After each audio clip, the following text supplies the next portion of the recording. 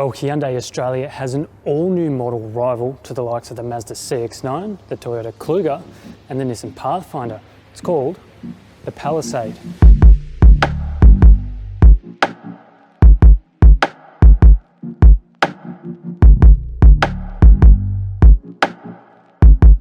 And it will be available here in Australia about late this year. And it's already been available in the US for the past 12 months, which is also where its name comes from, a town in Colorado.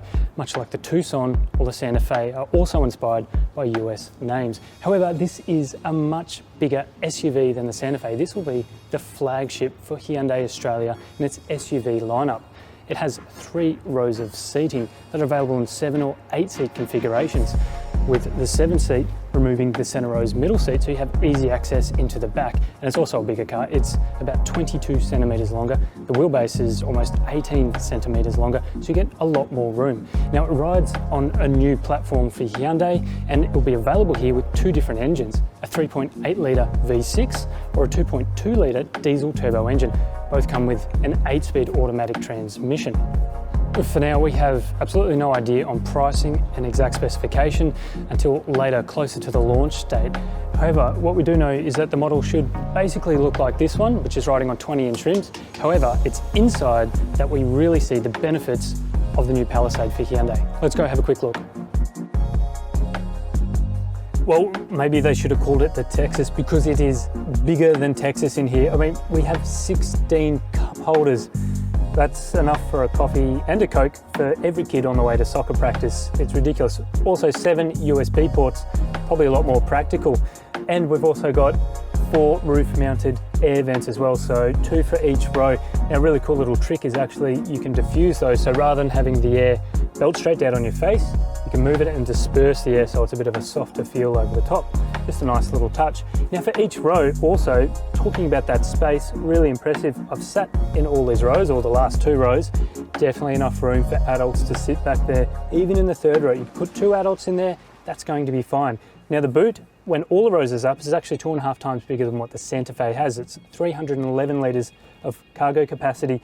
And if you pop that 3rd row down, you get 704 litres, which is absolutely huge. You can chuck a lot of stuff in here. Now, more importantly for the driver, moving up front, really good shoulder and hip space and leg room. Some of that's because there's no traditional gear shift lever. We've actually got a fly-by-wire system for the automatic transmission, so you press a button to engage drive or put it in reverse.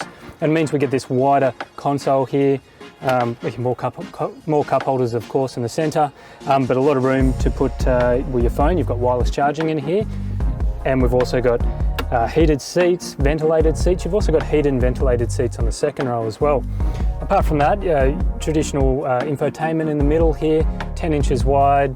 Colour looks really good. We've also got a bit of a mix between a traditional cluster and a digital inside the dash, and also a head-up display on there. But you know, really nice and comfortable, roomy cabin. Napa leather just everywhere, and we've also got nice wooden trim here that comes down the door.